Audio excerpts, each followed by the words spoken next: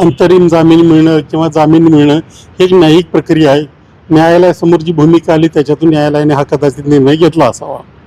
परंतु मी गेले अनेक महिने या सगळ्या प्रकरणाचा पाठपुरावा करतोय. म्हणजे पूजा केडकर प्रकरण असेल किंवा आणखी काही 22 अधिकाऱ्यांच्या विरुद्ध मी राष्ट्रपतींकडे केलेली तक्रार असेल आणि महाराष्ट्रातल्या काही अधिकाऱ्यांच्या संदर्भातल्या माझ्या तक्रारी असतील, या सगळ्यामध्ये सगळ्या यंत्रणांचं धोरण हे बोट चेपा आहे असं माझं मत झालेलं आहे.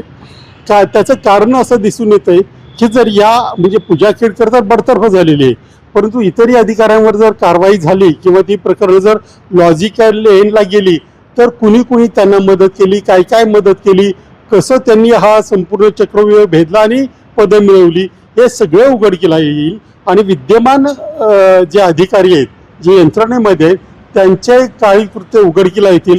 त्यामुळे यंत्रणांनी बोटचे धोरण स्वीकारलेलं आहे आणि त्याच्यातून मग जामीन मिळणं वगैरे असे प्रकार घडतायत.